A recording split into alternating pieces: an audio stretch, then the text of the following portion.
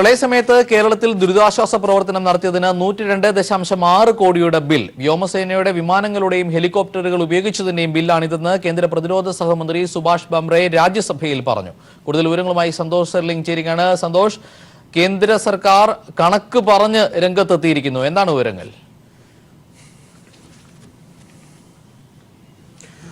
Georgette, ഇന്നലെയാണ് കേന്ദ്ര ആഭ്യന്തര സഹമന്ത്രി ഇത് സംബന്ധിച്ച് രേഖാമൂലം രാജ്യസഭയെ അറിയിച്ചിരിക്കുന്നത്. കേരളത്തിലെ പ്രളയ സമയത്ത് ഹെലികോപ്റ്ററുകളും വിമാനങ്ങളും ഉപയോഗിച്ചിട്ടുണ്ട്. ഇതിനായി ഏകദേശം 102.6 കോടി രൂപയുടെ ബിൽ കേരളത്തിന് നൽകി എന്ന് ആഭ്യന്തര സഹമന്ത്രി സ്ഥിരീകരിക്കുന്നു. ഇതിന്റെ വിശദമായ കണക്കുകൾ കേരളത്തിന് നൽകിയ ബില്ലിലുണ്ട്. പരിമിതമായ ചില കാര്യങ്ങൾ അദ്ദേഹം തന്റെ ആ മറുപടിയിൽ വ്യക്തമാക്കുന്നത്, എയർഫോഴ്സിന്റെ വിമാനങ്ങൾ ഏകദേശം 3787 പേരെ രക്ഷിച്ചിട്ടുണ്ട്. 1350 ടണ്ണോളം സാധനങ്ങൾ പല സ്ഥലത്തായി കൊണ്ടുപോകാൻ ഉപയോഗിക്കുകയും ചെയ്തു. ഹെലികോപ്റ്ററുകളും സമാനമായ രീതിയിൽ 584 പേരെ രക്ഷിച്ചു. അന്നൊന്ന് 274 ടൺ സാധനങ്ങൾ പല സ്ഥലത്തും എത്തിച്ചിട്ടുണ്ട്. അപ്പൊ ഇതിനൊക്കെ കൂടിയുള്ള ബില്ലാണ് 102.6 കോടി രൂപ. ഇത് കേന്ദ്ര ആഭ്യന്തര മന്ത്രാലയം പരിശോധിച്ചതിന് ശേഷം സംസ്ഥാനത്തിന് നൽകി എന്നാണ് അദ്ദേഹം പറയുന്നത്. ഇത് മാത്രമല്ല, ഇത് കൂടാതെ ആർമിയും നാവികസേനയും സമാനമായ ബില്ലുകൾ തയ്യാറാക്കുന്നുണ്ട് എന്നും അദ്ദേഹം വ്യക്തമാക്കി. നമുക്കറിയാം, നാവികസേനയാണ് ഏറെ പ്രളയത്തിൽ സഹായ പ്രവർത്തനങ്ങളൊക്കെ നൽകിയത്. അതുകൊണ്ട് തന്നെ അവരുടെ ബില്ല് ഇതിനേക്കാളും വർദ്ധിക്കും എന്നുറപ്പ്. കേരളം ഇത്തരമൊരു നീക്കം പ്രതീക്ഷിച്ചിരുന്നതല്ല. കാരണം ഏതെങ്കിലും തരത്തിലുള്ള സാമ്പത്തിക സഹായങ്ങളോ കേരളത്തിന്റെ പ്രളയ ദുരിതാശ്വാസ പ്രവർത്തനങ്ങൾക്കുള്ള പദ്ധതിയോ ഈ സാമ്പത്തിക വർഷമൊന്നും ബഡ്ജറ്റിലൊന്നും പ്രഖ്യാപിച്ചിരുന്നില്ല. സ്വാഭാവികമായും വിദേശ ധനസഹായവും കേന്ദ്രം തടഞ്ഞതുകൊണ്ട് തന്നെ കേന്ദ്രം ഏതെങ്കിലും തരത്തിൽ കേരളത്തിനെ സഹായിക്കേണ്ടതാണ്. ഇപ്പോൾ അങ്ങനെയല്ല. നിലവിലുള്ള സഹായങ്ങൾ തടഞ്ഞു എന്നതിനപ്പുറത്തേക്ക് പ്രളയ ദുരിതാശ്വാസ സമയത്ത് നടത്തിയ ജീവൻ രക്ഷാ പ്രവർത്തനങ്ങൾക്ക് വരെ കേന്ദ്രം കണക്കു പറയുകയാണ്. അതായത് സ്വന്തം നിലയ്ക്ക് വിഭവ സമാഹരണം നടത്തുന്ന കേരളത്തിന് വലിയ തിരിച്ചടി നൽകുകയാണ് ഇപ്പോൾ കേന്ദ്രം ഇത്തരം ബില്ലുകൾ. സന്തോഷ്, നേരത്തെ റേഷൻ പ്രളയ സമയത്ത് അനുവദിച്ച റേഷന് ബില്ലിട്ട സംഭവം ഉണ്ടായി. ഇപ്പൊ വ്യോമസേനയുടെ ബില്ലാണ് വന്നത്. ഇനി മറ്റ് ബില്ലുകൾ ഏതൊക്കെയാണ്? നാവികസേന ഉൾപ്പെടെയുള്ള മറ്റ് ബില്ലുകൾ അത് സംബന്ധിച്ചുള്ള വിവരങ്ങൾ ലഭ്യമാണോ? ഇപ്പോൾ ഈ കേന്ദ്ര ആഭ്യന്തര സഹമന്ത്രി പറഞ്ഞിരിക്കുന്ന രാജ്യസഭയെ അറിയിച്ചിരിക്കുന്നത് പ്രകാരം വ്യോമസേനയുടെയും നാവികസേനയുടെയും ആർമിയുടെയും ബില്ലുകളുണ്ട്. ഇതിൽ വ്യോമസേനയുടെ ബില്ല് ഇപ്പോൾ കേരളത്തിന് അയച്ചു നൽകി. ഇനി നാവികസേനയുടെയും വ്യോമസേനയുടെയും ഉണ്ട്. പക്ഷെ ഇത് മാത്രമല്ല, കാരണം ഇനി മറ്റു മന്ത്രാലയങ്ങൾ കൂടിയുണ്ട്. നേരത്തെ ജോർജറ്റ് ചൂണ്ടിക്കാണിച്ചതുപോലെ അരിയുടെയും മണ്ണെണ്ണയ്ക്കും വിലയിട്ടത് ഭക്ഷ്യ മന്ത്രാലയമാണ്. ഇനി മറ്റേതെങ്കിലും വകുപ്പുകൾ കൂടി ഇത്തരം ബില്ലുകളുമായി വരുമോ എന്ന് കൂടിയേ നോക്കേണ്ടതുള്ളൂ. 600 കോടി രൂപ അനുവദിച്ചെങ്കിൽ പോലും ഈ ഭക്ഷ്യ മന്ത്രാലയത്തിന്റെ ബില്ലും ഇപ്പോൾ വ്യോമസേനയുടെ ബില്ലൊക്കെ നോക്കുമ്പോൾ അതൊക്കെ കുറച്ച ശേഷമുള്ള പണം മാത്രമേ ഇനി കേന്ദ്രം കേരളത്തിന് നൽകുകയുള്ളൂ എന്നതാണ് ഏറ്റവും ദുഃഖകരമായ സത്യം. കാരണം കേന്ദ്രം ഓൾറെഡി 2800 രൂപ മൊത്തത്തിൽ കേരളത്തിന് അനുവദിക്കാൻ തീരുമാനിച്ചിട്ടുണ്ട്. അപ്പോൾ ഇനി ഈ കേന്ദ്രത്തിന്റെ ബില്ലുകൾ കൂടി അവർക്ക് പരിശോധിക്കാം. അതുകൂടി കുറച്ച ശേഷം ബാക്കി തുക കേരളത്തിന് നൽകിയാൽ മതിയാകും. വ്യക്തമാണ്. പ്രളയ സമയത്ത് കേരളത്തിന് സഹായം നൽകിയതിന് വ്യോമസേന ബില്ലിട്ടിരിക്കുന്നു. 102.6 കോടിയുടെ ബില്ല് ഇട്ടു എന്ന് പ്രതിരോധ സഹമന്ത്രി രാജ്യസഭയിൽ അറിയിച്ചിരിക്കുന്നു. സന്തോഷാണ് വിവരങ്ങൾ നൽകിയത്. മമതയും കേന്ദ്ര സർക്കാരും തമ്മിലുള്ള പോര് 3ാം ദിവസത്തിലേക്ക്. അനധികൃത സ്വത്ത് സമ്പാദിച്ച കേസിൽ പശ്ചിമബംഗാൾ പോലീസ് സമൻസ് അയച്ച CBI ജോയിന്റ് ഡയറക്ടർ ദില്ലിയിൽ രക്ഷ തേടിയെത്തി. മമതാ സർക്കാരിനെതിരെ CBI നൽകിയ ഹർജിയിൽ ഇന്ന് സുപ്രീം കോടതി വാദം കേൾക്കും. പാർലമെന്റിന്റെ ഇരു സഭകളിലും വിഷയം ഉന്നയിച്ച് പ്രതിഷേധിക്കാൻ പ്രതിപക്ഷവും തീരുമാനിച്ചിട്ടുണ്ട്. കേന്ദ്ര സർക്കാരിനെതിരെ പശ്ചിമബംഗാൾ മുഖ്യമന്ത്രി മമതാ ബാനർജി ആരംഭിച്ച സത്യാഗ്രഹ സമരം 3ാം ദിവസത്തിലേക്ക് കടക്കുന്നു. വെള്ളിയാഴ്ച വരെ സത്യാഗ്രഹം കൊണ്ടുപോകാനാണ് മമതയുടെ തീരുമാനം. തൃണമൂൽ കോൺഗ്രസ് പ്രവർത്തകർ സംസ്ഥാനത്തുടനീളം പ്രധാനമന്ത്രി നരേന്ദ്രമോദിയുടെ കോലം കത്തിച്ച് പ്രതിഷേധിക്കുന്നു. കൽക്കത്ത പോലീസ് കമ്മീഷണർ രാജീവ് കുമാറിനെ ചിട്ടിതട്ടിപ്പ് കേസിൽ CBI ചോദ്യം ചെയ്യാൻ നടത്തിയ നീക്കത്തിനെതിരെ കൽക്കത്തയിലുള്ള CBI ജോയിന്റ് ഡയറക്ടർക്കെതിരെ അനധികൃത സ്വത്ത് സമ്പാദന കേസിൽ പശ്ചിമബംഗാൾ പോലീസ് കേസെടുത്തിരുന്നു. ഇദ്ദേഹം ഇന്നലെ രാത്രിയോടെ കൽക്കത്ത വിട്ട് ദില്ലിയിലെത്തി. സംസ്ഥാനത്തെ സംഭവവികാസങ്ങളെക്കുറിച്ച് ഗവർണർ നൽകിയ രഹസ്യ റിപ്പോർട്ടിൽ കേന്ദ്ര ആഭ്യന്തര മന്ത്രാലയം ഇന്ന് തീരുമാനമെടുക്കും. അന്വേഷണത്തിനായെത്തിയ CBI ഉദ്യോഗസ്ഥരെ തടഞ്ഞ മമതാ സർക്കാരിന്റെ നടപടിക്കെതിരെ CBI സമർപ്പിച്ച ഹർജിയിൽ ഇന്ന് സുപ്രീം കോടതി വിശദമായ വാദം കേൾക്കുന്നുണ്ട്. ചിട്ടിതട്ടിപ്പിലെ ഇലക്ട്രോണിക് തെളിവുകൾ കൊൽക്കത്ത പോലീസ് കമ്മീഷണർ നശിപ്പിച്ചുവെന്നാണ് CBI ആരോപണം. ഇക്കാര്യത്തിൽ CBI ഇന്ന് സുപ്രീം കോടതിയിൽ തെളിവുകൾ ഹാജരാക്കണം. തെളിവുകളുടെ അഭാവം ഇന്നലെ സുപ്രീം കോടതി ചൂണ്ടിക്കാണിച്ചിരുന്നു. തെളിവുകൾ നശിപ്പിക്കപ്പെട്ടു എന്ന് തെളിഞ്ഞാൽ കമ്മീഷണർക്ക് സുപ്രീം കോടതിയിൽ നിന്നും കടുത്ത നടപടികൾ നേരിടേണ്ടി വരും. അതേസമയം പാർലമെന്റിന്റെ ഇരുസഭകളിലും ബംഗാൾ വിഷയം ഉയർത്താനാണ് പ്രതിപക്ഷ തീരുമാനം. NDAയ്ക്കൊപ്പം നിന്ന ബിജു ജനതാദളിന്റെ BJD, ശിവസേന അടക്കമുള്ളവരും മമതയ്ക്ക് പിന്തുണയുമായി രംഗത്തെത്തിയത് കേന്ദ്ര സർക്കാരിനെ പ്രതിരോധത്തിലാക്കുന്നു. രാജ്യസഭയും ലോക്സഭയും ഒരുപോലെ സ്തംഭിപ്പിച്ചതിനാൽ ബഡ്ജറ്റ് ചർച്ച പോലും പൂർത്തിയാക്കാൻ കേന്ദ്ര സർക്കാരിന് കഴിയാതെ വരും. News bureau, Delhi. ശബരിമല പുനഃപരിശോധനാ ഹർജികൾ നാളെ സുപ്രീം കോടതിയുടെ ഭരണഘടനാ ബെഞ്ച് പരിഗണിക്കും. 55 പുനഃപരിശോധനാ ഹർജികളാണ് സുപ്രീം കോടതിക്ക് മുമ്പിൽ വരുന്നത്. റിട്ട് ഹർജികൾ നാളെ പരിഗണിക്കില്ല. സെപ്റ്റംബർ 28-നാണ് ശബരിമലയിൽ പ്രായഭേദമന്യേ സ്ത്രീകൾക്ക് പ്രവേശനം അനുവദിച്ച് സുപ്രീം കോടതി വിധി പുറപ്പെടുവിച്ചത്. ഇതിനെതിരെ വന്ന 55 പുനഃപരിശോധനാ ഹർജികൾ നാളെ തുറന്ന കോടതിയിൽ പരിഗണിക്കും. രാവിലെ 10:30-ന് ചീഫ് ജസ്റ്റിസ് രഞ്ജൻ ഗൊഗോയ് അധ്യക്ഷനായി ജസ്റ്റിസുമാരായ RF Nariman, AM Khanwilkar, DY Chandrachud, Indu Malhotra എന്നിവർ അംഗങ്ങളായ ഭരണഘടനാ ബെഞ്ചാണ് കേസ് കേൾക്കുക. ജനുവരി 22-ന് കേസ് പരിഗണിക്കാൻ നേരത്തെ തീരുമാനിച്ചിരുന്നെങ്കിലും ഇന്ദു മൽഹോത്ര അവധിയായതിനാൽ മാറ്റിവെക്കുകയായിരുന്നു. 4 റിട്ട് ഹർജികളും കോടതിക്ക് മുമ്പിലുണ്ട്. പക്ഷേ പുനഃപരിശോധനാ ഹർജികളിൽ തീരുമാനമായ ശേഷമേ അതിലേക്ക് കടക്കൂ. ശബരിമല സ്ത്രീ പ്രവേശന വിധിയുമായി ബന്ധപ്പെട്ട് കേരള ഹൈക്കോടതിയിൽ നിലനിൽക്കുന്ന വിവിധ കേസുകൾ സുപ്രീം കോടതിയിലേക്ക് മാറ്റണമെന്നാവശ്യപ്പെട്ട് സംസ്ഥാന സർക്കാരും സുപ്രീം കോടതിയെ സമീപിച്ചിട്ടുണ്ട്. ഹൈക്കോടതി നിയോഗിച്ച നിരീക്ഷക സമിതിക്കെതിരെയും ഹർജിയുണ്ട്. ഇവ നാളത്തെ തീരുമാനത്തിന് ശേഷമായിരിക്കും കോടതി പരിഗണിക്കുക. ശബരിമല തന്ത്രി NSS പന്തളം കൊട്ടാരം തുടങ്ങിയവരൊക്കെയാണ് പുനഃപരിശോധന ഹർജികൾ നൽകിയിരിക്കുന്നത്. ഹർജികളിലെ മെരിറ്റിലേക്ക് കടക്കുക എന്നതിനപ്പുറം പരിഗണിക്കണമോ വേണ്ടയോ എന്നതായിരിക്കും പ്രധാനമായും കോടതി പരിശോധിക്കുന്നത്. അതിനുശേഷം മാത്രമേ വിശദമായ വാദത്തിലേക്ക് കടക്കൂ. News bureau, Delhi. മലപ്പുറം പെരിന്തൽമണ്ണയിലെ ഭർത്താവിന്റെ വീട്ടിലേക്ക് പ്രവേശനം നിഷേധിച്ച സംഭവം ചൂണ്ടിക്കാട്ടി കനകദുർഗ നൽകിയ അപേക്ഷയിൽ ഇന്ന് വിധി പറയും. പുലാമന്തോൾ ഗ്രാമന്യായാലയമാണ് വിധി പറയുക. ശബരിമല ദർശനം നടത്തിയ കനകദുർഗയെ വീട്ടിൽ കയറ്റില്ലെന്ന നിലപാടിലാണ് ഭർതൃവീട്ടുകാർ. ഈ സാഹചര്യത്തിൽ ഭർത്താവിനും തനിക്കും കൗൺസിലിംഗ് നടത്തണമെന്നും കനകദുർഗ ആവശ്യപ്പെടുന്നു. നിലവിൽ പെരിന്തൽമണ്ണയിലെ സർക്കാർ ആശ്രയ കേന്ദ്രത്തിലാണ് കനകദുർഗ താമസിക്കുന്നത്. പോലീസ് സുരക്ഷയും ഒരുക്കിയിട്ടുണ്ട്. ശബരിമലയിൽ യുവതികൾ പ്രവേശിക്കുന്നതിൽ തെറ്റില്ലെന്ന് പറയാതെ പറഞ്ഞ് തന്ത്രി കണ്ഠരര് രാജീവർ. യുവതികൾ പ്രവേശിച്ചതിനല്ല, ദേവചൈതന്യത്തിന് കളങ്കം വന്നതിനാലാണ് ശുദ്ധിക്രിയ നടത്തിയത്. കോടതി വിധിക്ക് എതിരല്ല ശുദ്ധിക്രിയയെന്നും നട തുറക്കുമ്പോൾ ശുദ്ധിക്രിയ നടത്താൻ നേരത്തെ തീരുമാനിച്ചിരുന്നതായും തന്ത്രി ദേവസ്വം കമ്മീഷണർക്ക് നൽകിയ വിശദീകരണ കുറിപ്പിലാണ് തന്ത്രി ഇക്കാര്യം അറിയിച്ചത്. ശുദ്ധിക്രിയ നടത്തിയത് ആചാരപരമായി ശരിയെന്ന തന്ത്രി കണ്ഠരര് രാജീവര. യുവതികൾ പ്രവേശിച്ചതിനല്ല, ദേവചൈതന്യത്തിന് കളങ്കം വന്നതിനാലാണ് ശുദ്ധിക്രിയ നടത്തിയത്. മണ്ഡല മകരവിളക്കുത്സവത്തിന് നട തുറക്കുമ്പോൾ തന്നെ ശുദ്ധിക്രിയ നടത്താൻ നേരത്തെ തീരുമാനിച്ചിരുന്നതായും ശുദ്ധിക്രിയയ്ക്ക് മുമ്പായി ദേവസ്വം അധികാരികളെ അറിയിച്ചിരുന്നതായും തന്ത്രി വ്യക്തമാക്കുന്നു. ദേവസ്വം ബോർഡ് കമ്മീഷണർക്ക് നൽകിയ വിശദീകരണ കത്തിലാണ് തന്ത്രി ഇക്കാര്യം വ്യക്തമായി പറയുന്നത്. തന്ത്രിയുടെ വിശദീകരണം ചൊവ്വാഴ്ച തിരുവനന്തപുരത്ത് ചേരുന്ന ദേവസ്വം ബോർഡ് യോഗം ചർച്ച ചെയ്യും. സുപ്രീം കോടതി വിധി ലംഘിച്ച് ശുദ്ധിക്രിയ നടത്തിയ തന്ത്രി താൻ നടത്തിയത് കോടതിയെ ലക്ഷ്യമല്ലെന്നും ആചാരപരമാണെന്നുമുള്ള വാദവുമായാണ് രംഗത്തെത്തിയിരിക്കുന്നത്. തന്ത്രിയുടെ ഈ നീക്കം കോടതി നടപടി ഭയന്നാണ് എന്നത് വ്യക്തമാണ്. ഈ മണ്ഡലകാലത്ത് 2 യുവതികൾ ദർശനം നടത്തിയതിനു പിന്നാലെയാണ് തന്ത്രി നടയടച്ച് ശുദ്ധിക്രിയ നടത്തിയത്. എന്നാൽ ദേവസ്വം ബോർഡ് തന്ത്രിയുടെ നടപടിക്കെതിരെ വിശദീകരണം ചോദിച്ചിരുന്നു. 15 ദിവസത്തിനകം വിശദീകരണം നൽകണമെന്നാണ് ബോർഡ് ആവശ്യപ്പെട്ടതെങ്കിലും തന്ത്രി ദിവസം നീട്ടിച്ചോദിക്കുകയായിരുന്നു. യുവതികൾ പ്രവേശിച്ചതിനല്ല ശുദ്ധിക്രിയ എന്ന തന്ത്രി കണ്ഠരര് രാജീവരുടെ വിശദീകരണം ശബരിമലയിൽ യുവതികൾ പ്രവേശിക്കുന്നതിൽ തെറ്റില്ലെന്നുള്ള അഭിപ്രായമായി കൂടി കണക്കാക്കാം. Rinu Sreedhar, news bureau, Thiruvananthapuram. മമതയും കേന്ദ്ര സർക്കാരും തമ്മിലുള്ള പോര് 3-ാം ദിവസത്തിലേക്ക്. അനധികൃത സ്വത്ത് സമ്പാദിച്ച കേസിൽ പശ്ചിമബംഗാൾ പോലീസ് സമൻസ് അയച്ച CBI ജോയിന്റ് ഡയറക്ടർ ദില്ലിയിൽ രക്ഷ തേടിയെത്തി. മമതാ സർക്കാരിനെതിരെ CBI നൽകിയ ഹർജിയിൽ ഇന്ന് സുപ്രീം കോടതിയിൽ വാദം കേൾക്കും. പാർലമെന്റിന്റെ ഇരുസഭകളിലും വിഷയമുന്നയിച്ച് പ്രതിഷേധിക്കാൻ പ്രതിപക്ഷവും തീരുമാനിച്ചിട്ടുണ്ട്. ഏറ്റവും പുതിയ വിവരങ്ങളുമായി ദില്ലിയിൽ നിന്ന് സന്തോഷ് സർലിംഗ് ചേരുകയാണ്. സന്തോഷ്, ബംഗാളിലെ സ്ഥിതിവിശേഷം എങ്ങനെ? ഒപ്പം തന്നെ ഇന്ന് സുപ്രീം കോടതിയിൽ കേസ് വരുന്നുണ്ട്. പോലീസ് സമർപ്പിച്ച ഹർജി ഹൈക്കോടതിയുടെ പരിഗണനയിലുമുണ്ട്. ഒപ്പം തന്നെ പാർലമെന്റും സമ്മേളിക്കുന്നുണ്ട്. ഈ സാഹചര്യത്തിൽ ഏറ്റവും പുതിയ വിവരങ്ങൾ എന്താണ്?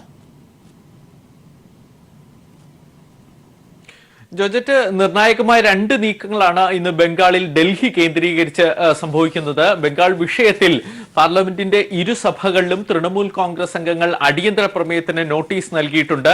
ഇന്നലെ ഈ വിഷയത്തിൽ വലിയ ഉച്ചപ്പാടാണ് രാജ്യസഭയിലും ലോക്സഭയിലും ഉണ്ടായത്. രാജ്യസഭ പൂർണ്ണമായും നിശ്ചലമായപ്പോൾ ലോക്സഭയാകട്ടെ ശൂന്യവേള മാത്രം ചേർന്നു. അതാകട്ടെ ബംഗാൾ വിഷയം ചർച്ച ചെയ്യാൻ കേന്ദ്ര ആഭ്യന്തരമന്ത്രി തന്റെ നിലപാടൊക്കെ വ്യക്തമാക്കിയിട്ടുണ്ട്. എന്നാൽ പോലും ഈ പ്രതിപക്ഷത്തിന്റെ ഐക്യം കാരണം പാർലമെന്റിൽ പ്രതിരോധത്തിലായി പോവുകയാണ് BJP സർക്കാർ. പ്രത്യേകിച്ച് NDയോട് പ്രതിപക്ഷത്തോടും വലിയ അടുപ്പമൊന്നും കാണിക്കാത്ത ബിജു ജനതാദളിന്റെ BJD പോലും മമതാ ബാനർജിയോടൊപ്പം ഇന്നലെ പ്രതിഷേധത്തിൽ പങ്കുചേർന്നു എന്നതാണ് ശ്രദ്ധേയം. അതുകൊണ്ട് തന്നെ പ്രതിപക്ഷ നിരയിൽ അത്തരത്തിൽ വലിയൊരു നിര രൂപപ്പെടുന്നത് രാജ്യസഭയുടെ പ്രവർത്തനങ്ങളെ താറുമാറാക്കുന്നു. ലോക്സഭയിലാകട്ടെ ഒച്ചപ്പാടും ബഹളവും കാരണം സുമിത്ര മഹാജന് പോലും കാര്യങ്ങൾ മുന്നോട്ട് കൊണ്ടുപോകാത്ത സ്ഥിതി. ഇതിനെ പ്രതിരോധിക്കാൻ ഈ ബംഗാളിൽ മമതാ ബാനർജിയുമായി ഭിന്നിച്ച് നിൽക്കുന്ന TMC എന്നൊക്കെ രാജിവെച്ച് BJPയിലൊക്കെ ഈ അടുത്ത കാലത്ത് ചേർന്ന MP സൗമിത്ര സെന്നിനെ ഉപയോഗിക്കാൻ BJP ശ്രമിക്കുന്നുണ്ട്. ഇന്നലെ അദ്ദേഹം മമതാ ബാനർജിക്കൊക്കെ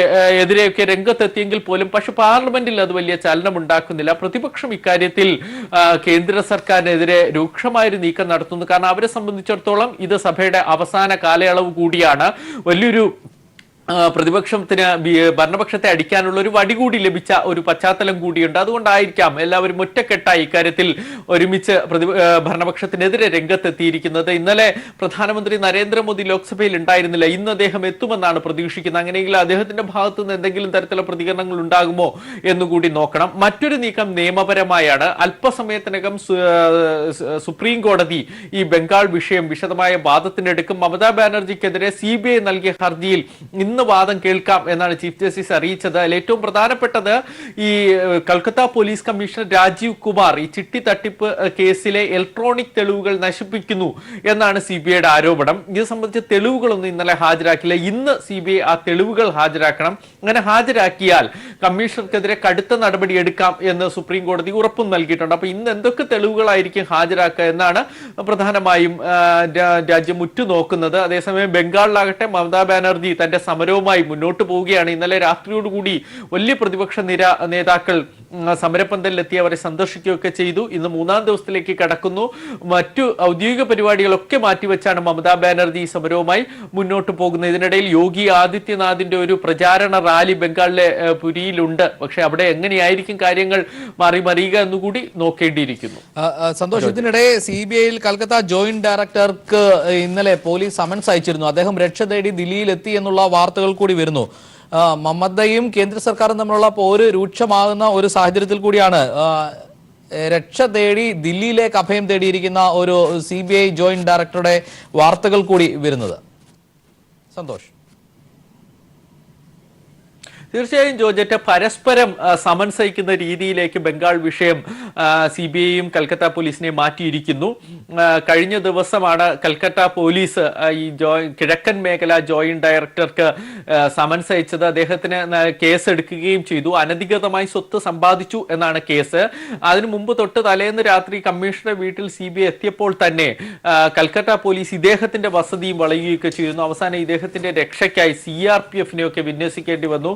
സംസ്ഥാന ഗവർണറൊക്കെ ഇടപെടുകയൊക്കെ ചെയ്തു. അതിന് പിന്നാലെ കേസ് എടുത്തപ്പോൾ സ്വാഭാവികമായി അദ്ദേഹത്തെ അറസ്റ്റ് ചെയ്യുകയാണ് എന്നൊരു സംശയമുണ്ടായി. അതുകൊണ്ടാണ് ഇന്നലെ രാത്രിയോടുകൂടി തന്നെ അദ്ദേഹം കൽക്കട്ട വിട്ട് ഡൽഹിയിലെത്തിയത്. CBIയുടെ പുതിയ ഡയറക്ടർ ഇന്നലെ രാവിലെ ചുമതല ഏൽക്കുകയും ചെയ്തു. അദ്ദേഹത്തിന്റെ നിർദ്ദേശാനുസരണം കൂടിയാണ് അദ്ദേഹം ഡൽഹിയിൽ എത്തിയിരിക്കുന്നത്. കാരണം കൽക്കത്തയിൽ ഇനി നിൽക്കുക CBI ഉദ്യോഗസ്ഥർക്ക് അത്ര സുഗമമായിരിക്കില്ല എന്നാണ് പറയപ്പെടുന്നത്. കാരണം CBIയുടെ ആസ്ഥാനമടക്കം കൽക്കട്ട പോലീസ് വളയുകയൊക്കെ ചെയ്തു. അവിടെ രക്ഷയ്ക്കായി CRPFനെ കേന്ദ്രത്തിന് വിന്യസിക്കേണ്ടി വന്നു. അപ്പോൾ ഏതെങ്കിലും തരത്തിൽ പഴുതുകൾ അടച്ചുകൊണ്ട് കൽക്കട്ട പോലീസ് ഒരു നീക്കം നടത്തിയാൽ CBIയെ അറസ്റ്റ് ചെയ്യുകയൊക്കെ ചെയ്യും. അതുകൊണ്ടാണ് ഇത്തരത്തിൽ ഉദ്യോഗസ്ഥരെയൊക്കെ ഡൽഹിയിലേക്ക് ഇപ്പോൾ CBI പിൻവലിപ്പിച്ചിരിക്കുന്നത്. അദ്ദേഹം ഇപ്പോൾ ഡൽഹിയിലുണ്ട്. സുപ്രധാനമായ കാര്യം, സുപ്രീം കോടതിയിൽ ഇന്ന് ഹർജി പരിഗണിക്കുന്നു എന്നുള്ളതാണ്. ഇന്നലെ പരിഗണിച്ചപ്പോൾ തെളിവ് നശിപ്പിച്ചതിന് CBI പറയുന്നത് പോലെ തെളിവുകളില്ല എന്നായിരുന്നു ചീഫ് ജസ്റ്റിസ് വാക്കാൽ നിരീക്ഷിച്ചത്. ഇന്ന് അതിനെന്തെങ്കിലും തെളിവുകൾ ഉണ്ടെങ്കിൽ ഹാജരാക്കണമെന്നും ആവശ്യപ്പെട്ടിരിക്കുന്നു. CBIയുടെ ഭാഗത്തു നിന്ന് അത്തരത്തിലുള്ള ഒരു നീക്കം ഉണ്ടോ?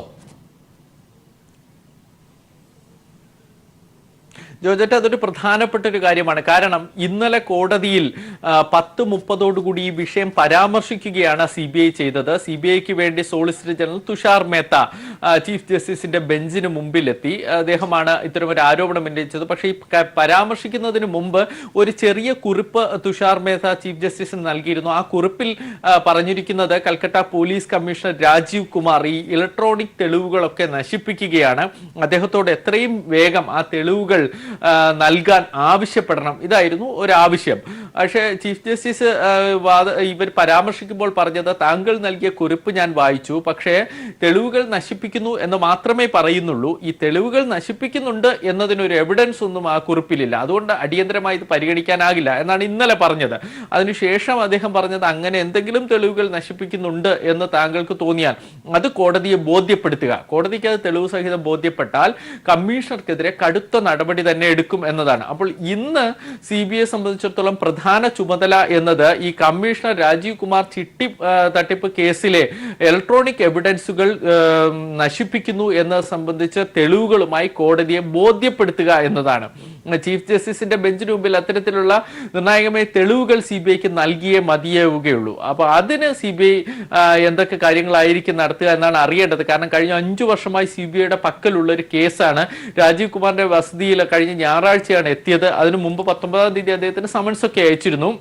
പക്ഷെ എന്നാൽ പോലും അദ്ദേഹത്തിനെ അറസ്റ്റ് ചെയ്തില്ല. അറസ്റ്റ് ചെയ്യാത്തത് ഈ തെളിവുകളുടെ അഭാവത്തിലാണ് എന്നാണ് സംശയിക്കേണ്ടിയിരിക്കുന്നത്. അപ്പോൾ ഇന്ന് CBI സുപ്രീം കോടതിയിലും തെളിവുകളുടെ അഭാവം ഉണ്ടാക്കിയാൽ അത് കോടതിയുടെ വിമർശനത്തിനിടയാക്കും. കാരണം കോടതി തന്നെ ആ തെളിവുകൾ ഹാജരാക്കാനാണ് ഇന്ന് ധൃതി പിടിച്ച കേസ് കേൾക്കുന്നത്. അങ്ങനെയൊന്നുമില്ല, വെറും ആരോപണവും വാദം മാത്രമാണെങ്കിൽ കോടതി ചിലപ്പോൾ തിരിച്ച് CBIക്കെതിരെ വിമർശനം ഉന്നയിക്കാനും സാധ്യതയുണ്ട്. അല്ല, അതല്ല, മറ്റു തെളിവുകളുമായി സോളിസിറ്റർ ജനറൽ തന്നെ എത്തും എന്നാണ് പറയപ്പെടുന്നത്. ബംഗാൾ ഗവൺമെന്റ് ആകട്ടെ എല്ലാവിധ സജ്ജീകരണങ്ങളും സുപ്രീം കോടതിയിൽ തയ്യാറാക്കിയിരിക്കുന്നു. കോൺഗ്രസിന്റെ മുതിർന്ന നേതാവും മുതിർന്ന അഭിഭാഷകരുമായ സൽമാൻ ഖുർഷിദാണ് ബംഗാൾ ഗവൺമെന്റിന് വേണ്ടി ഇന്ന് ഹാജരാകുന്നത്.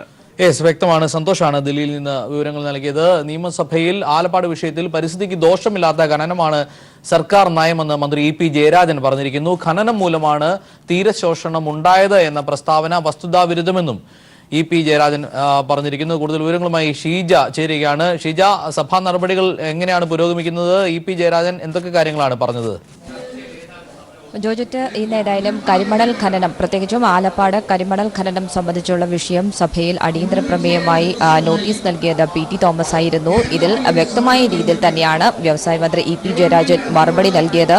ഒരു തരത്തിലും ജനങ്ങളുടെ ജീവനും സ്വത്തിനും ഹാനികരമാകുന്ന രീതിയിലോ പരിസ്ഥിതിക്ക് കോട്ടം തട്ടുന്ന രീതിയിലോ ഉള്ള നടപടി സംസ്ഥാന സർക്കാർ സ്വീകരിക്കുകയില്ല. പക്ഷേ സംസ്ഥാനത്തിന്റെ വലിയ ഒരു സ്വത്താണ് കരിമണൽ ഖനനം, കരിമണൽ എന്ന് പറയുന്നത്. അതുകൊണ്ട് തന്നെ അത് പരിസ്ഥിതിക്കും ജനങ്ങളുടെ ജീവനും സ്വത്തിനും ഹാനികരം അല്ലാത്ത രീതിയിൽ അത് സംസ്ഥാനത്തിന്റെ സാമ്പത്തിക വളർച്ചയ്ക്കായി എങ്ങനെ ഉപയോഗിക്കാം, അത് ആ രീതിയിൽ ഉപയോഗിക്കുക എന്നുള്ളത് തന്നെയാണ് സംസ്ഥാന സർക്കാരിന്റെ നിലപാട് എന്ന് പറയുന്നത്. ആലപ്പാട് വിഷയം പരിശോധിക്കുകയാണെങ്കിൽ 16.5 കിലോമീറ്റർ നീളത്തിലാണ് നിലവിൽ അവിടെ കരിമണലുള്ളത്. ഇതിൽ വെള്ളനാതുരത്തിലാണ് നിലവിൽ ഇപ്പോൾ IREയുടെ ഖനനം ഏറെയും നടന്നു വരുന്നത്. ആലപ്പാട് പഞ്ചായത്തിലാകട്ടെ അവിടെ 500 മീറ്ററിൽ മാത്രമാണ് ഖനനം, പ്രത്യേകിച്ചും കടൽഭിത്തി ഇല്ലാത്ത പ്രദേശത്ത് നടക്കുന്നത്. അതുകൊണ്ട് തന്നെ അവിടെ ആണ് സീ വാഷിംഗും നടക്കുന്നത്. ഇത് സംബന്ധിച്ചുള്ള കാര്യങ്ങൾ എല്ലാം തന്നെ അവിടുത്തെ ഒരു 2017 ഒരു അവിടെ സമിതി പരിശോധന നടത്തി കാര്യങ്ങൾ റിപ്പോർട്ട് സമർപ്പിച്ചിരുന്നു. ഇതിൽ 11 ശുപാർശകളാണ് ഉള്ളത്. ഈ 11 ശുപാർശകളിൽ നിർണായകമായുള്ളത് എന്ന് പറയുന്നത് ഇതിൽ എവിടെയും കരിമണൽ ഖനനം പാടില്ല എന്ന് പറയുന്നില്ല, മറിച്ച് മാനദണ്ഡങ്ങൾ കൃത്യമായി പാലിച്ചുകൊണ്ട് അത് നടത്താം. ജനങ്ങളുടെ ജീവനും സ്വത്തിനും പ്രകൃതിയും സംരക്ഷിക്കുന്ന തരത്തിലുള്ളൊരു നിലപാട് തന്നെയായിരിക്കണം സ്വീകരിക്കേണ്ടത് എന്നാണ് ഈ റിപ്പോർട്ടിലും പറയുന്നത്. ഒപ്പം തന്നെ മറ്റൊന്ന് തീര ശോഷണം ഉണ്ടാകുന്നത് സംബന്ധിച്ചാണ്. അത് ഖനനം കൊണ്ടാണ് എന്നാണ് വരുത്തി തീർക്കാൻ ശ്രമിക്കുന്നത്. പക്ഷേ അത് വസ്തുത വിരുദ്ധമാണ്. സംസ്ഥാനത്ത് കൂടുതലായി ഡാമുകൾ ഉയർന്നു വരുന്ന ഒരു പശ്ചാത്തലം, ആ രീതിയിൽ ഉയർന്നു വരുന്ന ഡാമുകൾ അത് വെള്ളം ഇത്തരത്തിൽ വലിച്ചെടുക്കുന്ന ഒരു പശ്ചാത്തലത്തിലാണ് തീരശോഷണം ഉണ്ടാകുന്നത് എന്നാണ് വ്യവസായ മന്ത്രി വ്യക്തമാക്കുന്നത്. ഒപ്പം തന്നെ ആ കരിമണൽ ഖനനം ഒരു തരത്തിലും മത്സ്യസമ്പത്തിനെ ബാധിക്കില്ല എന്നുള്ള കാര്യവും അദ്ദേഹം വ്യക്തമാക്കുന്നു. സീ വാഷിംഗ് ഈ രീതിയിലുള്ളൊരു ഖനനം, സീ വാഷിംഗ് ഖനനം നിർത്തലാക്കണം എന്നാവശ്യപ്പെടുന്നതിലൂടെ പൊതുമേഖലാ സ്ഥാപനങ്ങൾ ഇല്ലാതാകുന്നതിലേക്കായിരിക്കും നയിക്കുക എന്നുള്ള കാര്യവും അദ്ദേഹം വ്യക്തമാക്കുന്നു. ഏതായാലും ഇക്കാര്യങ്ങളെല്ലാം വിശദമായി പരിശോധിച്ചുകൊണ്ട് പ്രത്യേകിച്ചും ആലപ്പാട് നിവാസികൾക്ക് ഏതെങ്കിലും തരത്തിലുള്ള ബുദ്ധിമുട്ടുകൾ ഉണ്ടാകുകയാണെങ്കിൽ അത് പരിഹരിച്ചുകൊണ്ട് തന്നെയായിരിക്കും സംസ്ഥാന സർക്കാർ മുന്നോട്ട് പോകുക. ആയിരക്കണക്കിന് പേർക്ക് തൊഴിൽ ലഭിക്കുന്ന ഒരു സംരംഭമാണിത്. അത് എന്താണ് ഇത്തരത്തിൽ ഒരു ന്യായമായ കാരണമില്ലാതെ എതിർക്കുന്നത് എന്നുള്ളത് മനസ്സിലാകുന്നില്ല എന്ന് തന്നെയാണ് മന്ത്രി ഈ മറുപടിയിൽ വ്യക്തമാക്കിയത്. ഏതായാലും ഇതുമായി ബന്ധപ്പെട്ടുകൊണ്ട് സംസ്ഥാന സർക്കാരിന്റെ നിലപാട് എന്ന് പറയുന്നത് പരിസ്ഥിതിക്കും അവിടുത്തെ ജനങ്ങളുടെ ജീവനും സ്വത്തിനും ദോഷകരമായി ബാധിക്കാത്ത രീതിയിൽ ഈ ഖനനം ഉപയോഗിച്ചുകൊണ്ട് സംസ്ഥാനത്തിന്റെ സാമ്പത്തിക വളർച്ചയ്ക്കായി ഉപയോഗിക്കുക എന്ന് തന്നെയാണ് മന്ത്രി വിശദീകരിച്ചിരിക്കുന്നത്. ഇപ്പോഴേതായാലും മന്ത്രിയുടെ മറുപടിയെ തുടർന്ന് ഇതിന് അടിയന്തര പ്രമേയത്തിന് നോട്ടീസ് നൽകിയ പി.ടി. തോമസ് സഭയിൽ സംസാരിക്കുകയാണ്. വ്യക്തമാണ്. ആലപ്പാട് കരിമണൽ ഖനനം സംബന്ധിച്ച് പ്രതിപക്ഷം അടിയന്തര പ്രമേയത്തിന് നിയമസഭയിൽ നോട്ടീസ് നൽകി. വിഷയത്തിൽ പരിസ്ഥിതിക്ക് ദോഷമില്ലാത്ത ഖനനമാണ് സർക്കാർ നയമെന്ന് മന്ത്രി ഇ പി ജയരാജൻ നിയമസഭയിൽ പറഞ്ഞു. ഷീജയാണ് വിവരങ്ങൾ നൽകിയത്. മടങ്ങിയെത്താം ഇടവേളയ്ക്ക് ശേഷം. മൂന്നാർ റെസ്റ്റ് ഹൌസും 2 ഏക്കർ ഭൂമിയും അനധികൃതമായി നിർമ്മിച്ച ഷോപ്പിംഗ് കോംപ്ലക്സും സർക്കാരിന് കൈമാറാൻ ഹൈക്കോടതി ഉത്തരവ്. മലയാളം ഇൻഡസ്ട്രീസ് ലിമിറ്റഡ് പാട്ടക്കരാർ ലംഘിച്ചുവെന്ന സർക്കാർ വാദം അംഗീകരിച്ചാണ് ഡിവിഷൻ ബെഞ്ചിന്റെ ഉത്തരവ്. നഷ്ടപരിഹാരമായി സർക്കാരിന് 3 കോടിയോളം രൂപ ജൂൺ 20-നകം നൽകാനും ഹൈക്കോടതി ഉത്തരവിട്ടു. 2002 പൊതുമരാമത്ത് വകുപ്പ് 30 വർഷത്തെ പാട്ട വ്യവസ്ഥയിൽ മലയാളം ഇൻഡസ്ട്രീസ് ലിമിറ്റഡിന് റെസ്റ്റ് ഹൌസ് കൈമാറിയത്. പ്രതിവർഷം 67 ലക്ഷം രൂപയായിരുന്നു പാട്ടം നൽകേണ്ടത്. എന്നാൽ റെസ്റ്റ് ഹൌസ് നിൽക്കുന്ന സ്ഥലത്ത് കമ്പനി അനധികൃതമായി ഷോപ്പിംഗ് കോംപ്ലക്സ് നിർമ്മിച്ചതായി കണ്ടെത്തി. പാട്ടക്കരാർ ലംഘിച്ചതിനാൽ 2011 തന്നെ സർക്കാർ കമ്പനിയുമായുള്ള കരാർ റദ്ദാക്കുകയായിരുന്നു. ഇതിനെതിരെ 125 കോടി രൂപ നഷ്ടപരിഹാരമടക്കം ആവശ്യപ്പെട്ട് കമ്പനി സർക്കാരിനെതിരെ ആർബിട്രേഷൻ കേസ് ഫയൽ ചെയ്തു. Justice K A. നായർ ചെയർമാനായ ആർബിട്രേഷൻ ട്രൈബ്യൂണൽ കമ്പനിയുടെ ഹർജി തള്ളുകയും സർക്കാരിന് 3 കോടി രൂപ നഷ്ടപരിഹാരം നൽകാനും വിധിച്ചു. ഈ വിധിയെ ചോദ്യം ചെയ്താണ് മലയാളം ഇൻഡസ്ട്രീസ് ലിമിറ്റഡ് ഹൈക്കോടതിയെ സമീപിച്ചത്. കമ്പനിയുടെ വാദം തള്ളിയ ഹൈക്കോടതി റെസ്റ്റ് ഹൌസും സ്ഥലവും സർക്കാരിന് കൈമാറാനും നിർദ്ദേശിക്കുകയായിരുന്നു. സർക്കാരിന് വേണ്ടി സീനിയർ ഗവൺമെന്റ് ലീഡർ കെ.വി. അനിൽകുമാറാണ് ഹാജരായത്. നഷ്ടപരിഹാര തുകയ്ക്ക് പലിശ ഇളവ് ചെയ്യണമെന്ന കമ്പനിയുടെ ആവശ്യം സർക്കാർ പരിഗണിക്കണമെന്നും ഹൈക്കോടതി നിർദ്ദേശിച്ചിട്ടുണ്ട്. News bureau, Kochi.